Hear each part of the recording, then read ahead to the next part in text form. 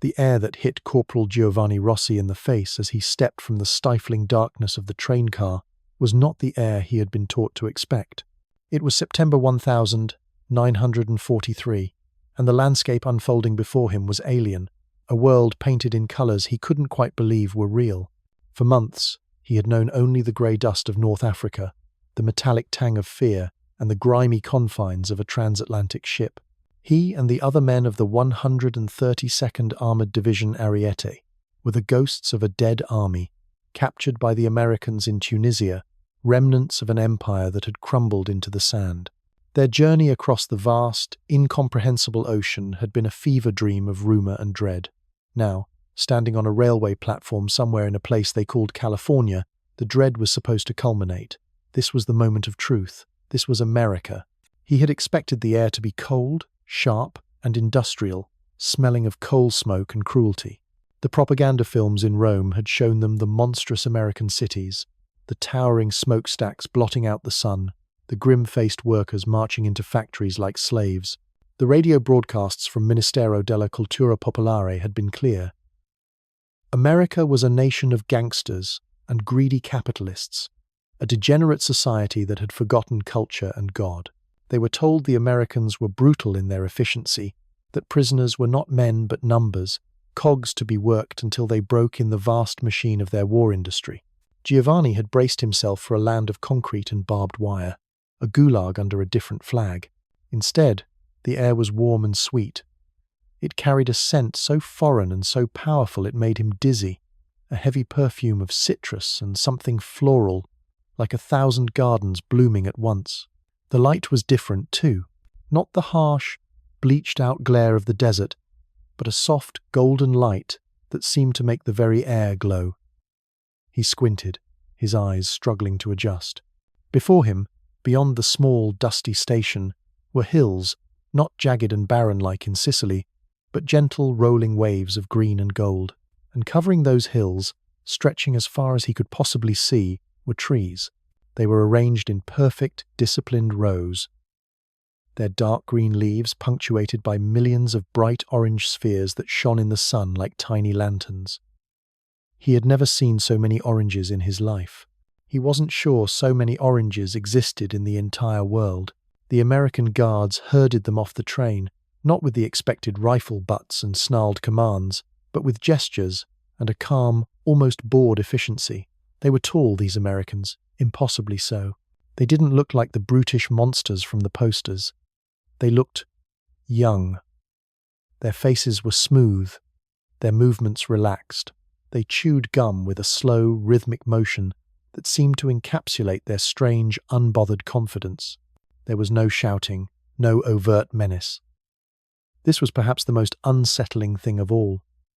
Giovanni and his comrades exchanged nervous glances. This quiet, casual authority felt more intimidating than outright aggression. It spoke of a power so absolute that it didn't need to be demonstrated. It was simply a fact, like the sun in the sky. They were loaded onto trucks that rumbled down a paved road, a road smoother than the Via dei Fori Imperiali in Rome. Giovanni couldn't stop staring. He saw houses, not tenements packed together, but individual homes sitting on their own plots of green grass, each with a car parked beside it. A car for every family. In his village near Naples, only the mayor owned a car. He saw women driving those cars, their hair blowing in the wind, their faces uncovered and confident. He saw children playing on the lush lawns, well-fed and clean, their laughter carrying on the warm air. It was a parade of casual prosperity that felt like a deliberate, calculated insult. Where was the degenerate, starving society the deuce had promised them? Where was the nation collapsing under the weight of its own decadence? This place didn't look like it was at war. It looked like it was on vacation. The root of their shock, the seed of the disbelief that was now beginning to sprout in the dusty truck bed, had been planted years earlier in the very heart of fascist Italy. Benito Mussolini's regime was built on a foundation of carefully constructed myths. One of the most important was the myth of Italian spiritual and cultural superiority versus Anglo-American materialist barbarism. America, they were told, was a nation without history, a mongrel race of immigrants obsessed only with money. Their strength was a hollow shell, their industry a tool of oppression, their democracy a sham. The Italian soldier, by contrast, was an heir to Rome. He fought for glory, for family, for the soil of his ancestors. He was spiritually tough, able to endure hardship that would break the soft American. This propaganda was everywhere. It was in the school books that taught children of Italy's new Roman destiny. It was in the booming voice of the Deuce on the radio, mocking President Roosevelt as a paralyzed simpleton and Churchill as a drunken fool. It was in the newsreels that showed carefully edited footage of American poverty during the Great Depression, presenting it not as a past crisis, but as a current reality. They were shown images of striking workers being beaten by police, of breadlines snaking around city blocks, of gaunt, hollow-eyed farmers staring out from dilapidated shacks. This, the narrator would thunder, was the reality of democratic capitalism. This was the weakness they were fighting against. The Italian soldier was indoctrinated to believe he was not just fighting a different army, he was fighting a failed idea. He expected to find a population that was secretly miserable, resentful of its leaders, and ready to collapse at the first sign of real pressure. The American reality, however, was being shaped not by a desire for ideological warfare, but by a confluence of international law and immense pragmatism. The United States was a signatory to the 1929 Geneva Convention relative to the treatment of prisoners of war. Unlike Nazi Germany or Imperial Japan, who viewed such agreements with contempt, America took its obligations seriously, if for no other reason than to ensure better treatment for its own captured servicemen. The policy dictated that prisoners were to be housed in conditions similar to that of base area troops. They were to be fed, clothed, and given medical care. They were not to be subjected to torture or public humiliation. But beyond the legalities, a far more pressing issue was shaping the fate of men like Giovanni Rossi, a critical nationwide labor shortage. By 1943, over 10 million American men were in uniform. Millions more were working in factories, shipyards, and aircraft plants, building the machines of war. This left a gaping hole in other sectors of the economy, and nowhere was it felt more acutely than in agriculture. Crops were in danger of rotting in the fields from California to Maine. The nation that was feeding its own massive army, and much of the Allied world was running out of hands to do the harvesting. The solution was unconventional, controversial, but ultimately unavoidable: the prisoners of war. There were over 425,000 POWs on American soil by the end of the war, and they represented a vast, untapped labor pool. A program was established, allowing prisoners to volunteer for work on farms and in non-military industries. For this work, they would be paid. The wage was set by the Geneva Convention, 80 cents a day, paid not in cash, but in scrip that could be used at the camp canteens, known as the post-exchange. To the American war planners, it was a simple, elegant solution to a logistical nightmare. It was a matter of economics. They had no idea it would become one of the most powerful psychological weapons of the war. They didn't realize they weren't just harvesting oranges. They were dismantling the entire worldview of their enemies, one prisoner at a time. As the truck carrying Giovanni Rossi finally turned off the main road and passed through the gates of Camp Cook, he saw the neat rows of barracks, the clean-swept grounds, the baseball diamond where a few off-duty guards were casually playing catch. He saw a large mess hall from which the smell of roasting meat, a smell he hadn't experienced in years, was wafting. There were no cages, there were no torture chambers, there were no starving faces peering through the wire. There was only a quiet, organized, and terrifyingly normal-looking camp. He got off the truck, his legs stiff, his mind reeling. He looked at the endless rows of orange trees shimmering in the distance, and then back at the impossible scene inside the camp. Everything he knew was wrong. Everything he had been taught was a lie. He and his comrades were stunned into a deep and profound silence. The war they thought they were fighting was over. A new, far more confusing one was just beginning. The first few days inside Camp Cook were a disorienting blend of crushing boredom and surreal comfort. The Italian prisoners were processed, given fresh American uniforms with the letters PW stenciled on them, and assigned to barracks that were cleaner and more spacious than any they had occupied even before their capture. The food was the first and most persistent shock. They were served portions of meat, white bread, potatoes, coffee with real sugar, and even desserts like canned peaches or jello. At first, the men were suspicious. They poked at the food, convinced it must be tainted, a trick to weaken them or make them sick.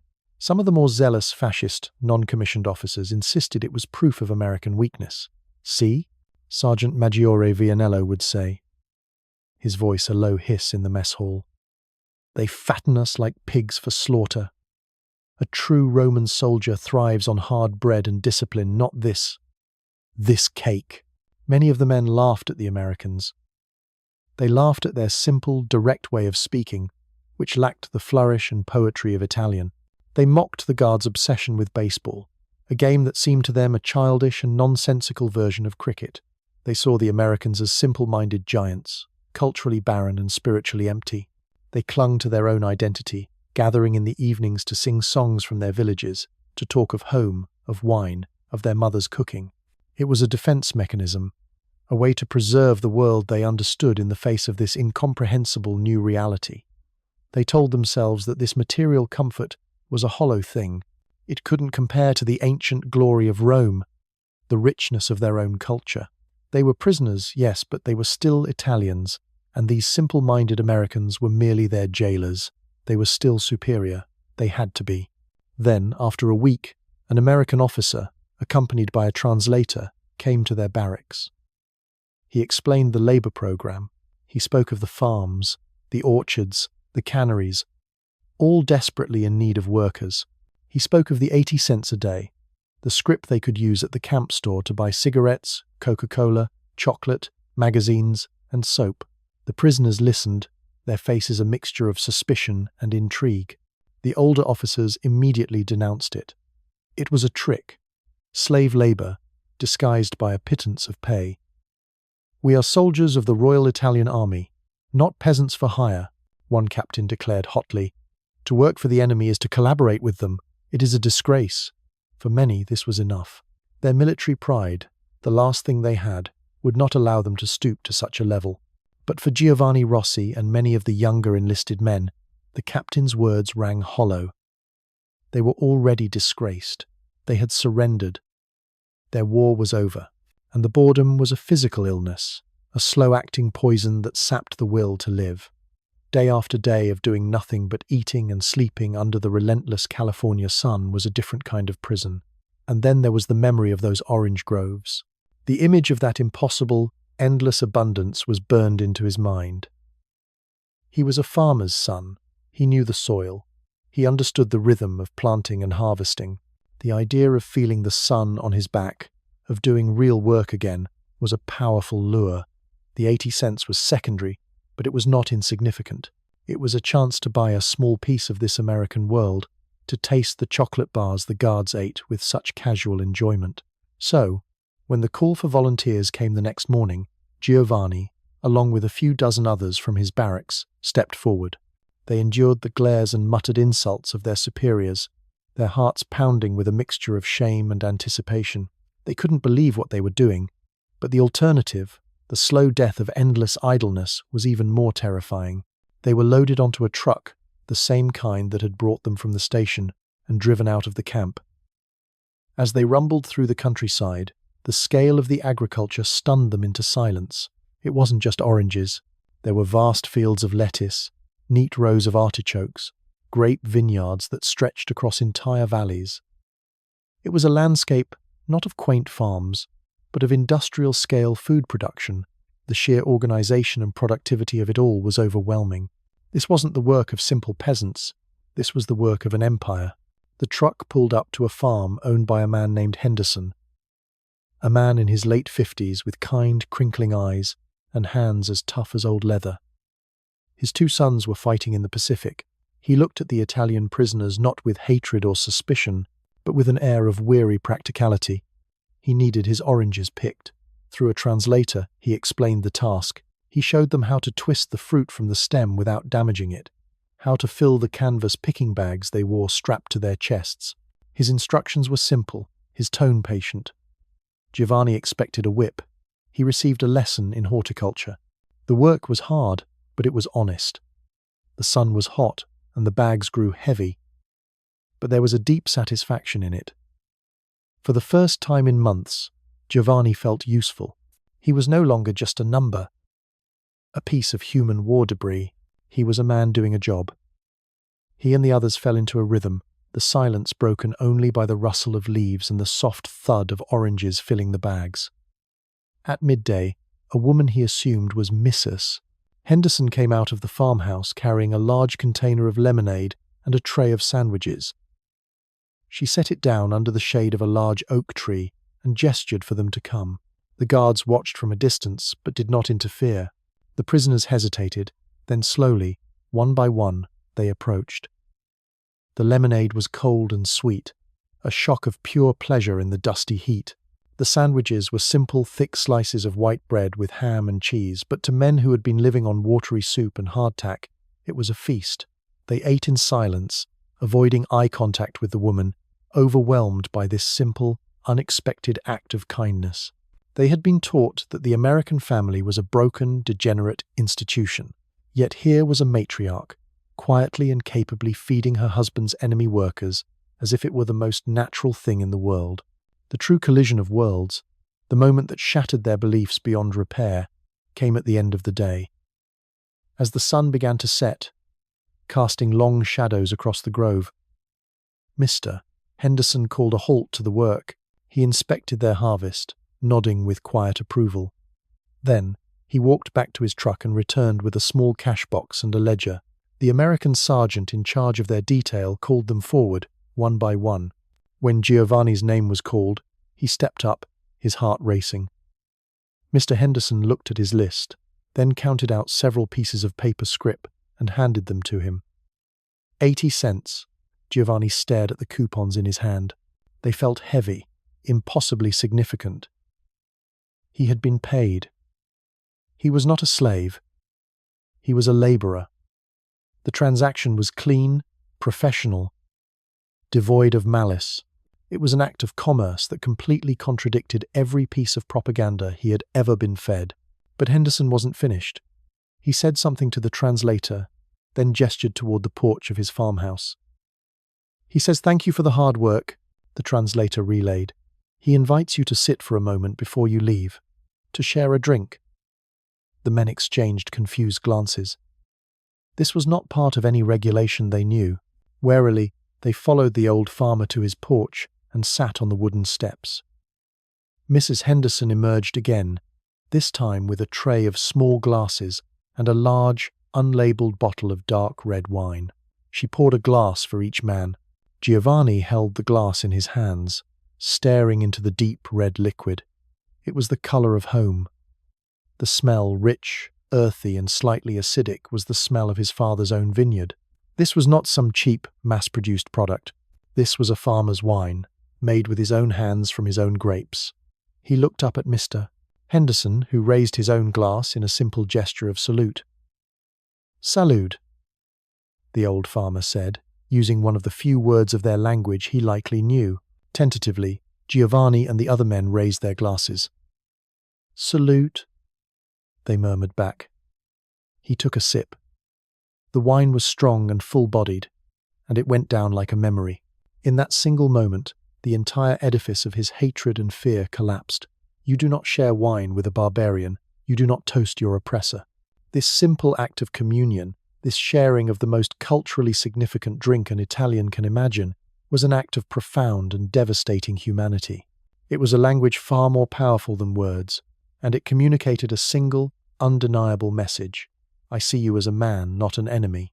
On the truck ride back to the camp, no one spoke. The boisterous energy of the morning was gone, replaced by a heavy, contemplative stillness. Some men stared blankly at the passing landscape. Others looked down at the scrip clutched in their hands. Giovanni saw another soldier, a tough corporal from Turin, who had boasted of killing British soldiers with his bayonet, turn his face away, but not before Giovanni saw the glint of a tear on his cheek. They weren't weeping from sadness or from shame. They were weeping from a confusion so deep it felt like grief. They were mourning the death of a world they had understood, a world of clear lines between good and evil, friend and foe, superior and inferior. That world had been washed away by a glass of wine on a farmhouse porch in California. They had been prepared for brutality, for hatred, for cruelty. They had never been prepared for this. They had been conquered not by force of arms, but by a weapon they never knew existed. Simple, unbelievable, and soul-shattering kindness. What Giovanni Rossi and the men on that truck experienced was not an isolated incident, a random act of kindness from one decent farmer.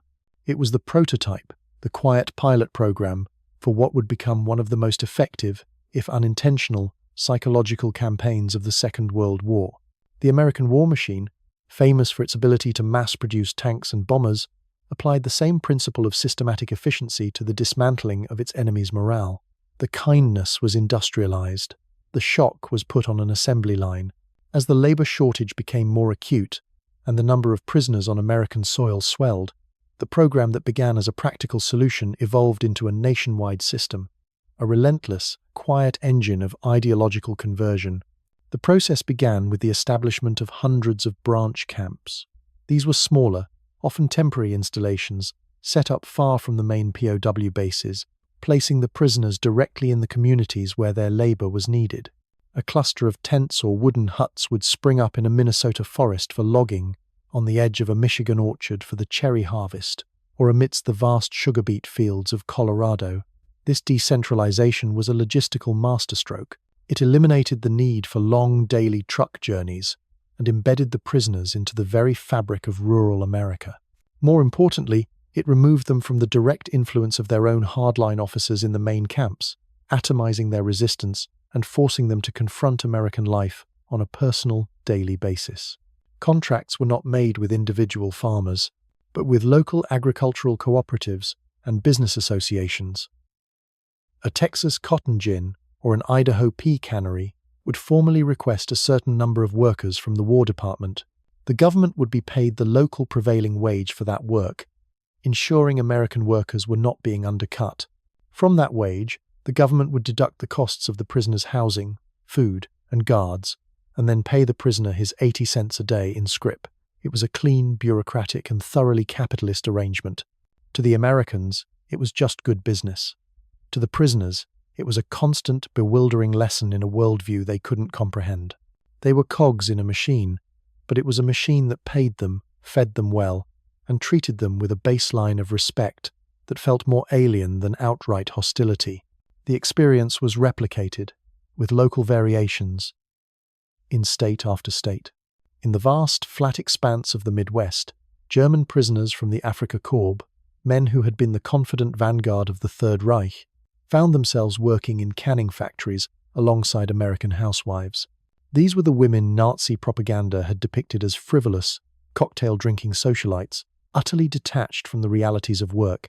Instead, the Germans saw women with their hair tied up in scarves, their hands moving with practiced speed, canning endless tons of peas and corn that would feed armies on the other side of the planet. During breaks, these women would sometimes offer the prisoners a cup of coffee or a slice of homemade apple pie. The act was not one of pity, but of a shared, weary humanity in the middle of a long workday. For a German soldier raised to believe in his own inherent superiority, being offered a slice of pie by a woman he was supposed to look down on, a woman who was outproducing his own country's factories while her husband was off fighting his, was a profoundly humbling and confusing experience. He couldn't reconcile the image of this competent, generous woman with the decadent caricature from Dr. Goebbels' films. Further south, in the sweltering humidity of Mississippi and Arkansas, Italian POWs were sent into the forests to fell timber for the pulpwood industry. They worked alongside African-American loggers, creating a social dynamic that baffled the Europeans. In their own fascist ideology, racial purity was paramount. Yet here, in the supposedly racist heartland of America, they saw black and white foremen giving orders based on skill, not skin color. They witnessed a complex social order they didn't understand, but one which, on a purely functional level, worked with a ruthless efficiency to produce raw materials for the war.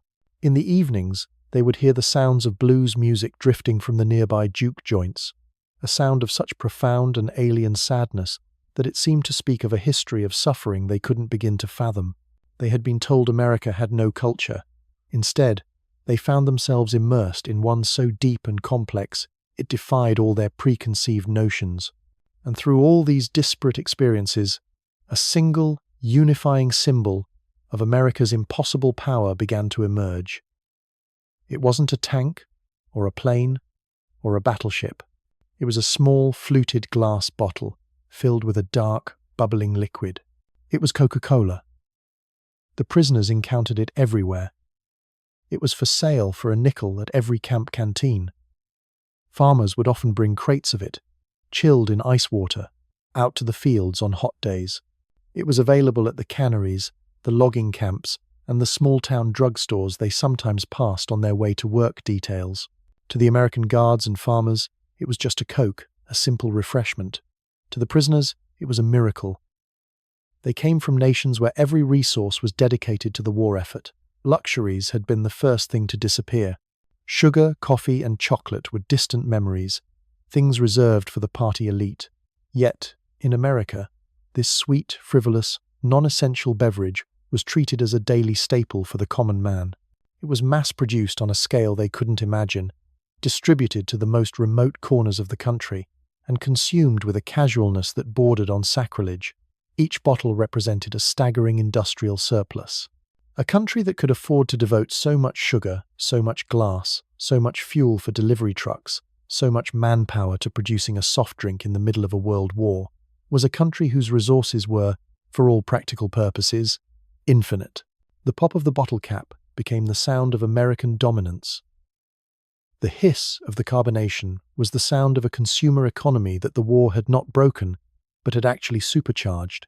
Holding the cold, sweating bottle in their hands, the prisoners were holding tangible proof that everything their leaders had told them was a lie.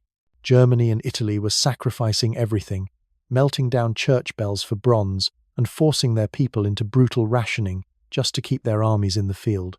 America, by contrast, wasn't just outproducing them in weapons, it was outproducing them in pleasure. The new reality became a relentless daily routine. Wake up in a clean barracks, eat a hearty breakfast, go to a job where you were treated fairly, get paid, and at the end of the day, have a Coke. The shock was no longer a single traumatic event. It had become the mundane, inescapable, soul-crushing norm.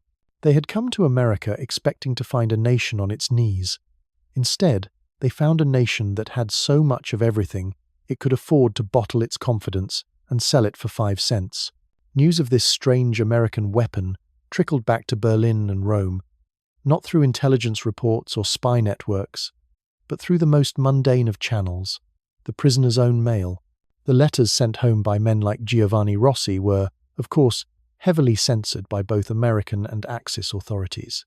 They couldn't write about military details, troop movements, or the specifics of their location. But they could write about the food. They could write about the work. They could mention buying cigarettes at the canteen.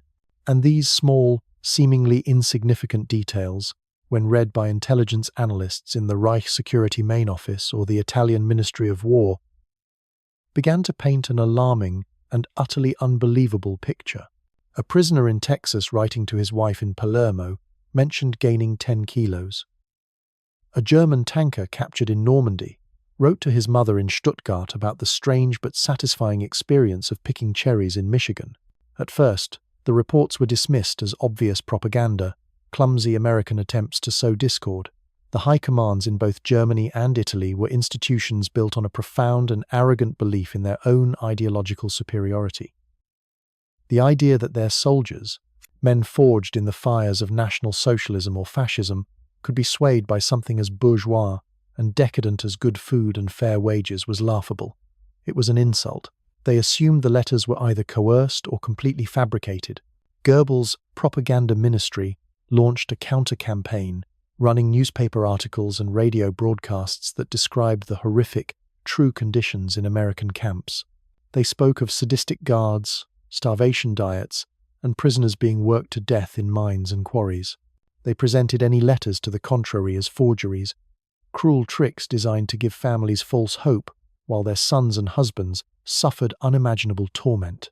But the letters kept coming. and the reports from the International Red Cross, a neutral body that was allowed to inspect the camps, corroborated the prisoners' stories. Red Cross delegates meticulously documented the caloric intake of prisoner meals, the square footage of their barracks, the quality of their medical care, and the details of the labor programs. These reports, delivered to Berlin and Rome through diplomatic channels, could not be so easily dismissed. They were objective, detailed, and utterly damning to the entire Axis worldview. The realization began to dawn on the more pragmatic elements of the High Command. This wasn't a lie, it was real, and it was a threat far more insidious than a new type of tank or bomber. The Axis powers scrambled to formulate a response, but they were trying to fight a psychological war with the blunt instruments of a totalitarian state. Their primary countermeasure was to double down on the very ideology that was being so effectively dismantled. They issued directives, smuggled into the camps through newly captured prisoners, forbidding any fraternization with the enemy. They warned that any soldier who voluntarily worked for the Americans was a traitor and would face court-martial and punishment after the war. Hardcore Nazi and fascist NCOs within the camps were tasked with enforcing this new edict, using intimidation, threats, and sometimes physical violence to stop their fellow prisoners from volunteering for work details. They organized secret courts of honor to condemn the collaborators, branding them as weaklings who had betrayed their fatherland for a chocolate bar. But these measures were almost entirely futile. They were trying to sell an abstract ideology of honor and sacrifice to men who were experiencing a tangible, pleasant reality. It was impossible to convince a prisoner that he was being oppressed while he was eating a steak dinner that the American camp commandant had authorized for Sunday lunch. A threat of punishment after a war that was clearly being lost held little power over a man who had just been paid for a day's work and was looking forward to seeing a Hollywood movie often shown on projectors in the camp mess halls. The intimidation tactics of the hardcore believers only served to isolate them, creating deep divisions within the prisoner population between the true believers and the vast majority who came to be known as the joiners. The American camp authorities, for their part, quickly learned to identify the fanatical elements and segregate them into different, higher security camps, effectively breaking the back of any organized internal resistance. The system was simply too powerful, too pervasive, and too pleasant to be overcome by threats. The American way of life, it turned out, was a far more effective tool of control than the Gestapo or the Black Shirts ever were. The deepest psychological impact, however, was not felt inside the camps, but on the battlefields of Europe. Rumors have a power that official communiques can never match. A soldier in a freezing foxhole on the Eastern Front, or a half-starved infantryman defending the Gothic line in Italy would hear whispers. A letter from the wife of a friend who had been captured would be passed around, its cheerful, unbelievable tone dissected and debated. Werner is in a camp in a place called Wisconsin. He says they work in a forest. He says he has gained weight. These small fragments of information were seeds of doubt planted in the fertile ground of exhaustion and fear.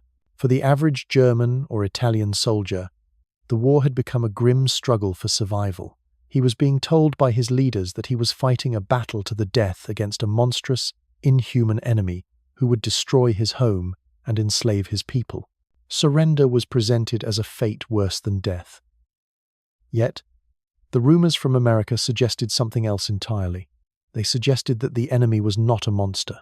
They suggested that surrender was not the end, but the beginning of a life of safety, plentiful food, and human dignity, a better life, in many ways, than the one he was currently living while fighting for the fatherland. This created an intolerable cognitive dissonance. How do you summon the will to fight the last man against an enemy that might treat you to a movie and a bottle of Coke if you get captured? It corroded morale from the inside out. It made the prospect of raising a white flag less of a terrifying betrayal and more of a rational, logical choice. The American POW program had effectively defanged the Axis propaganda machine. It had turned surrender from an act of cowardice into an act of self-preservation, and in some cases, an aspiration. The war for the soul of the Axis soldier was being lost, not in the thunder of artillery, but in the quiet rustle of a letter from home. describing the unbelievable taste of fresh oranges in the California sundae.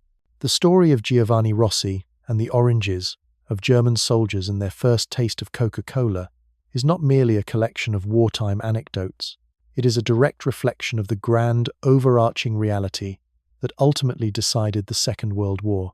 The Axis powers, particularly Germany and Japan, were masters of the lightning-fast, decisive battle. Their entire military doctrine was built around the idea of a swift, knockout blow, believing that their superior spirit and tactical brilliance could overcome any material disadvantage. What they fundamentally failed to comprehend was the nature of their American opponent. They had poked a hornet's nest, expecting a furious but brief swarm. Instead, they had awakened a continent-sized factory, a slumbering giant whose true power lay not in its martial spirit, but in its colossal, unprecedented, and relentless industrial might. The same agricultural abundance that stunned the POWs was just one small gear in a continental machine that operated on a scale the world had never seen. While German factories were being methodically bombed into rubble, American industry was hitting a stride that was nothing short of miraculous. At the Ford Motor Company's Willow Run plant in Michigan, a facility so vast it had its own airfield, production of the B-24 Liberator bomber reached a peak of one plane every single hour, 24 hours a day. Think about that. The enemy wasn't just a nation, it was a production schedule. In the shipyards, Henry J. Kaiser's revolutionary prefabrication techniques meant that the time to build a massive Liberty ship, the workhorse of the Allied supply line, dropped from over 200 days to, in one record-breaking instance, less than 5. They weren't just building ships, they were launching them faster than German U-boats could sink them. This was the macro theme playing out in the background of every prisoner's experience. The bottle of Coke, the slice of white bread, the 80 cents a day, these were not isolated phenomena. They were the downstream ripples of an economic tidal wave. The Axis powers had gambled that America's consumerist society was a sign of weakness, of softness. They never understood that the same system that could mass-produce automobiles and refrigerators for a civilian population could, with the flick of a switch, pivot to mass-producing tanks and destroyers on a scale that defied imagination. The American soldier was so well supplied, so well fed, and so lavishly equipped precisely because he was the product of a system that had perfected the art of making and moving things. The war, for America, was ultimately a problem of logistics and production. It was a problem they were uniquely, almost unfairly, qualified to solve. The Italian prisoners picking oranges were not just helping a farmer save his crop. They were unwitting participants in a demonstration of a new kind of global power, one based not on ancient glory or ideological purity, but on the simple, brutal, and world-changing ability to make more stuff than anyone else. The ultimate demonstration of this moral and industrial victory often came not in the form of a new weapon, but in the observation of a simple American tradition. In July of 1944, at many camps across the country, the prisoners witnessed something for which their own cultures had no equivalent: the 4th of July. In the small towns near the branch camps, they saw a nation at war stop for a day to celebrate its own birth. They saw families, the families of the men they had been fighting, gather in town squares for parades. They saw children waving small flags, not because a government official ordered them to, but because they wanted to. They saw vast community picnics where food was piled high on checkered blankets with a casual abundance that still, after months of good meals, left them speechless. And then, as dusk fell, came the fireworks. For men who had come to associate whistling sounds in the sky with incoming artillery and death, the experience was profoundly jarring. The explosions that lit up the summer sky were not designed to destroy, but to delight. They were bursts of color and light, consumed for no other reason than pure, unadulterated joy. The prisoners watched, their faces upturned, as thousands of dollars worth of pyrotechnics, a resource that would have been unimaginable to waste in their own besieged countries, were shot into the air for the amusement of children. They were witnessing a country so rich, so powerful, and so confident in its ultimate victory that it could afford to literally burn money for fun in the middle of a global war. In that moment, they understood the final, unassailable truth. They could not win. They were not fighting an army. They were fighting a civilization that had weaponized prosperity itself. In the years after the war, when Giovanni Rossi was an old man, his grandchildren would ask him about his time in America. They expected stories of hardship, of daring escapes, of the bitterness of a prisoner. Instead, he would talk about the light in California, the impossible green of the lawns, and the sweet, heavy scent of oranges. He would try to explain what it felt like to stand in a field, a prisoner of war, and be treated not as an enemy, but as a man. He would tell them how he and the others had been sent to America to be punished, but had instead been given an education. They learned that the world was bigger and more complicated than they had ever been taught. They learned that the ideas their leaders had filled their heads with ideas of glory, of empire, of their own superiority were brittle things that could be shattered by a simple glass of a farmer's wine. They had gone to war to prove the strength of their ideology, only to have it completely dismantled by the overwhelming reality of another. The final verdict of the war for Giovanni was not written in the treaties signed by diplomats or the histories written by scholars.